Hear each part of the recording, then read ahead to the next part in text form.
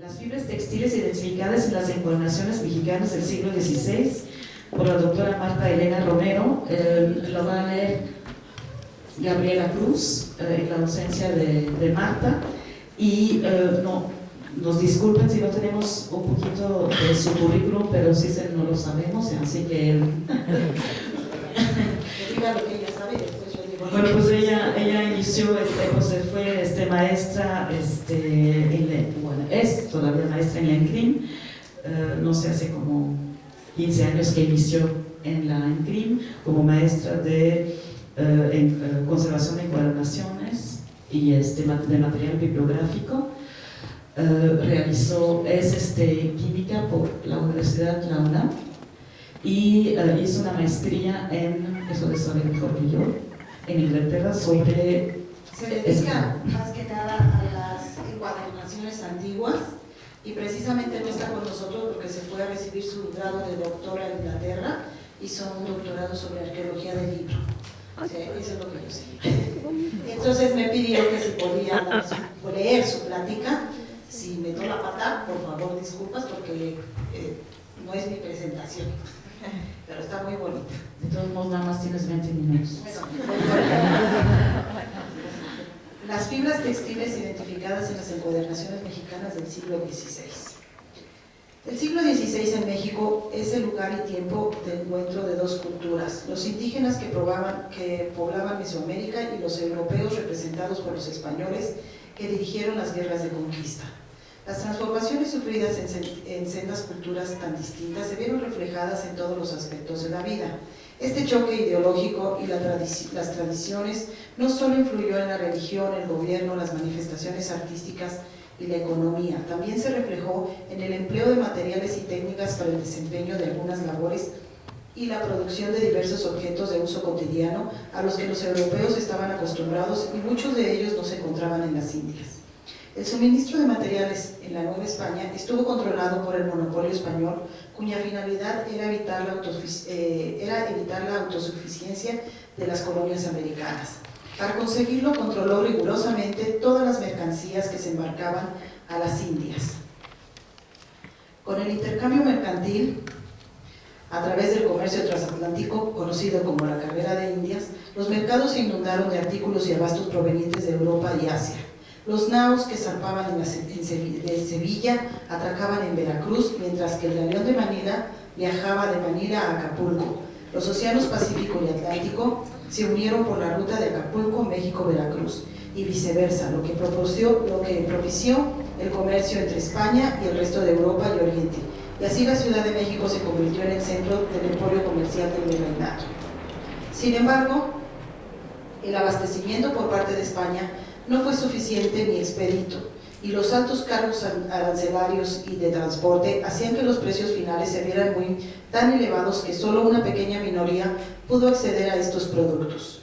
Todas estas circunstancias orillaron a que el comercio de ultramar poco a poco quedara en manos de contrabandistas, quienes ofrecían mercancías a mejor precio para no cobrar impuestos, para no cobrar los impuestos requeridos por la corona.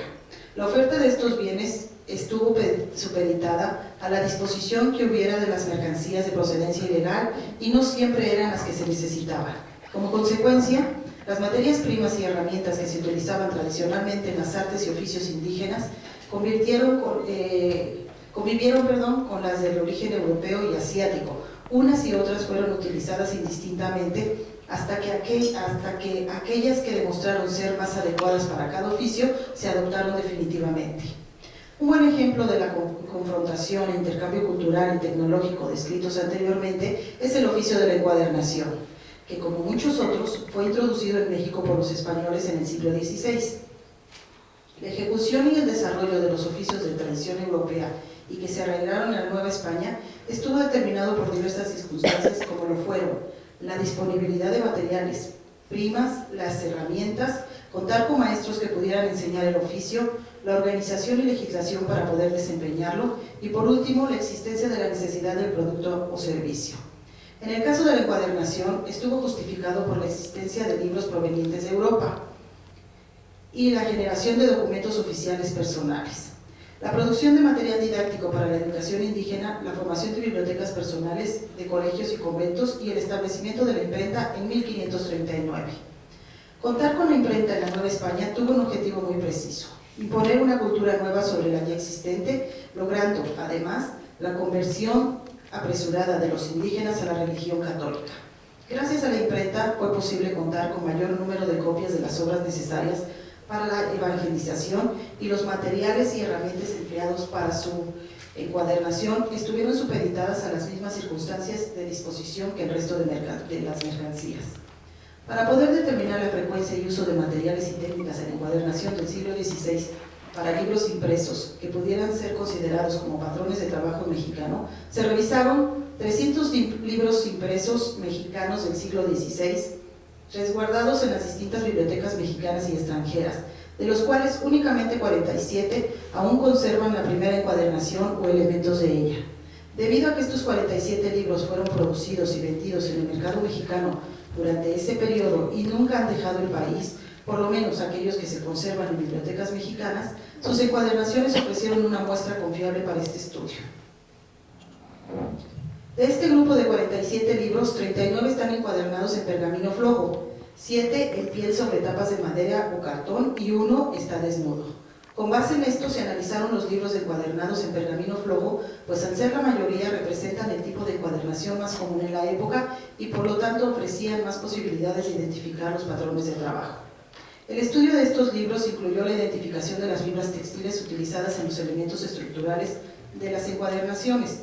La información obtenida del análisis microscópico de los hilos, tanto de las costuras como de las cabezadas, permitió conocer la naturaleza de estos materiales empleados para su manufactura y fue posible plantear algunas hipótesis sobre el origen de estas fibras. Una vez autorizado, se tomaron 13 muestras de 9 libros y 8 fueron de hilo de costura y las 5 restantes fueron de hilo utilizado para tejer las cabezadas. Para su análisis, las muestras se tomaron utilizando instrumentos esterilizados con el fin de evitar su contaminación.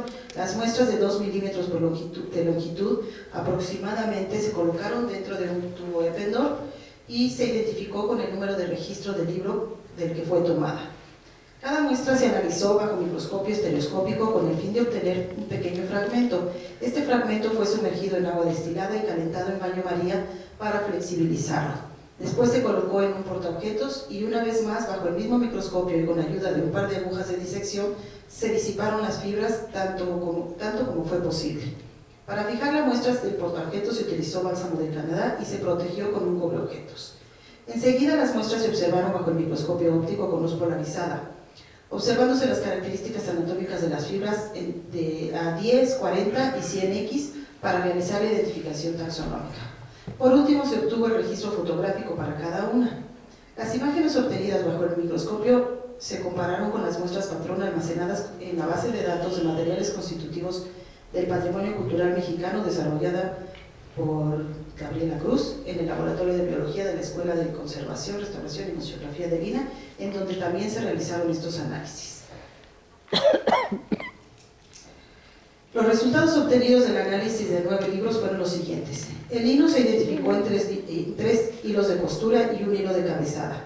El cáñamo se encontró en 2 hilos de costura y 1 de cabezada. El hilo de cabezada de 3 libros y el de costura de 1 más son de yute. El lino en un hilo de costura, así como también se encontró algodón en otro hilo de costura. Entonces yo lo único que sí les puedo decir es que aquí tenemos las imágenes de las fibras en donde se puede observar el algodón, el yute, la seda, el lino y el cáñamo. Los resultados muestran que los hilos utilizados para estos elementos estructurales tienen orígenes diversos. Las fibras de lino, cáñamo y yute eran importadas. De acuerdo con García Escabalceta, Fray Juan de Zumárraga, preocupados por la pobreza en la que vivían los indios, pensó que en una forma de remediarlo sería proporcionando a los españoles toda clase de bienes que tenían en su tierra natal y procurar a los indígenas los medios para la exportación agrícola y ganadera. Solicitó al Consejo de Indias, se enviaran semillas de cáñamo y lino en abundancia, así como a personas que enseñaran a los indios a formarlo y cultivarlo, la forma de cultivarlo, hilarlo y tejerlo, pues sería de gran utilidad en las costas. en donde era necesario para los navíos. Esta información coincide con la Real Cédula de 1537 enviada a los oficiales de la Casa de Contratación, en la que se solicita en nombre del rey se envíen las semillas de lino y cáñamo al virrey y al obispo de la Nueva España para que ellos puedan experimentar su aprovechamiento. También se solicita una persona que les enseñe todo lo relacionado con estas plantas. Aunque el lino y el cáñamo se dan con gran facilidad en el territorio novohispano y hubo varios intentos durante el siglo XVI para su cultivo, los españoles no mostraron interés en su aprovechamiento, sino hasta fines del siglo XVIII, fecha en la que se inicia realmente la expansión del uso de estas fibras en la Nueva España. En cuanto al yute, la identificación de esta fibra genera varias interrogantes sobre la presencia de encuadernaciones mexicanas del siglo XVI. De acuerdo con Matthews, el comercio de esta fibra en el mundo occidental inició alrededor de 1832. En México, según Canudas Sandoval, la primera fábrica de objetos de yute se estableció en el siglo XIX y agrega que en esa época no era sencillo el cultivo de esta planta en nuestro país. Sin embargo, en la India el yute era un producto común. En el siglo XVI, entre otros objetos, hacían ropa, cuerdas, cordeles de esta fibra. Con base en esta información, una posible explicación a la presencia de yute en los libros mexicanos que nos ocupan es que esta fibra llegó de Nueva España desde la India a través del galeón de Manila, y el cual facilitó el comercio de mercancías asiáticas en el territorio mexicano. Lamentablemente, por el momento, no hay evidencia suficiente para comprobar esta hipótesis. Ahora bien, los 9 libros analizados, el 33.3% de los libros se cosieron con hilo de lino, siendo el hilo más utilizado para la costura. En cambio, para las cabezadas, el hilo empleado con mayor frecuencia es el de yute. El uso del hilo de lino para la costura sigue siendo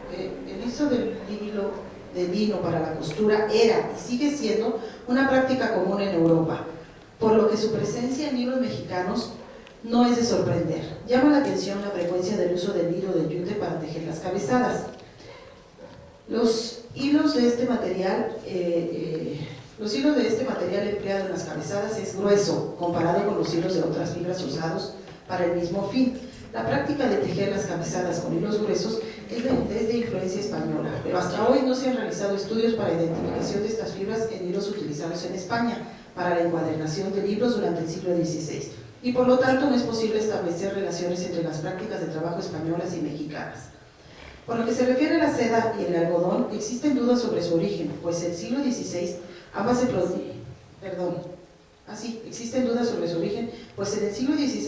producían tanto en España como en Nueva España, y el comercio entre Europa, América y Oriente, en donde estas fibras se encontraban con facilidad, ya estaba bien establecido.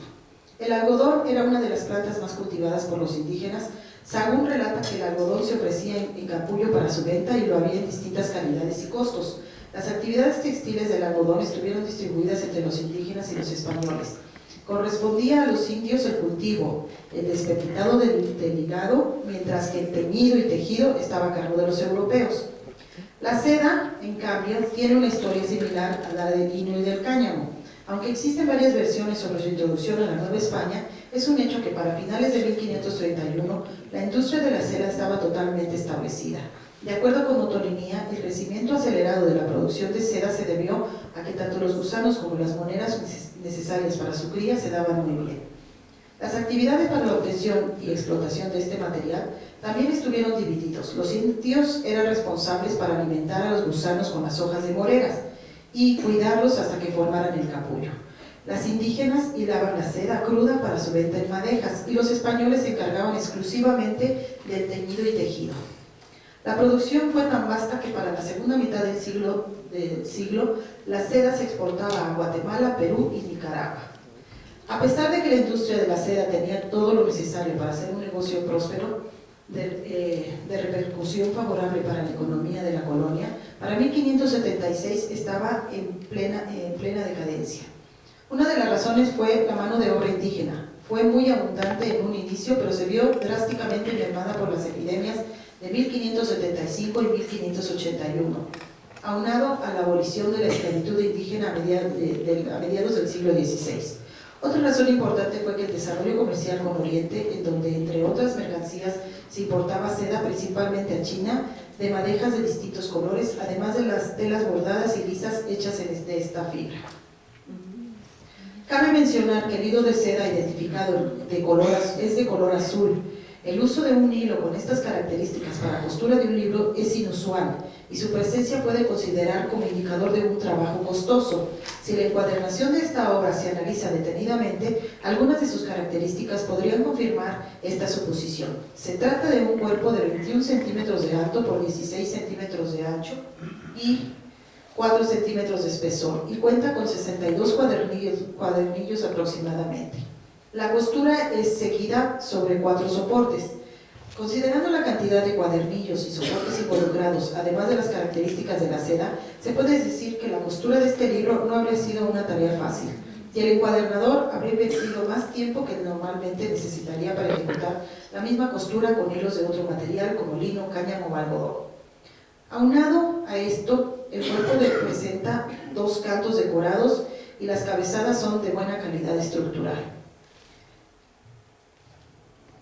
La obra encuadernada de esta manera lleva el título "Aquí comienza un vocabulario en lengua castellana y mexicana", de Fray Alonso de Molina, impreso en 1555 por Juan Pablos. Los vocabularios fueron obra esencial para los entendimientos entre europeos e indígenas, sobre todo al momento de impartir y recibir los sacramentos, y eran los misioneros quienes hacían mayor uso de ellos. Llama la atención que un libro ordinario, que seguramente fue de uso cotidiano y continuo, esté cosido con este tipo de hilo. Sin embargo, al ser el único libro en la muestra cosido con este tipo de hilo, será necesario analizar más obras encuadernadas en México durante el siglo XVI para poder determinar qué tan frecuente era su uso para la costura. El uso de hilos de seda era común para el tejido de las sobrecabezadas, cuya función era totalmente estética, pero el uso de este tipo de hilo para la costura también es inusual en las encuadernaciones europeas. En 4 libros de los que fue posible analizar tanto el hilo de costura como de la cabezada, se encontró que en todos los casos el hilo de la costura es diferente al hilo de la cabezada. En este grupo, 4 de los libros, 2 de ellos están cosidos con hilo de cáñamo y en los otros 2 las cabezadas trabajadas con hilo de yute. Como se ha podido ver a lo largo de esta exposición, la identificación de las fibras textiles utilizadas en las encuadernaciones de los libros impresos mexicanos del siglo XVI permitió conocer algunos aspectos sobre el uso, comercio y mercado del algodón, cáñamo, lino y seda, así como proponer una serie de preguntas sobre la presencia del yute en estos impresos y por lo tanto en el mercado novohispano de la época. El uso de distintas fibras textiles para la encuadernación de estas obras puede ser debido a la escasez de materiales. Como se mencionó, el comercio estuvo monopolizado por la corona y los envíos de mercancía no eran constantes ni suficientes para satisfacer las demandas del mercado novohispano. Aunado a esto estaban los altos costos de la importación, exportación y venta de los productos. Ambas circunstancias pudieron influir en el surtido de las mercancías, obligando en algún momento a utilizar las que podían ser adquiridas en el mercado local.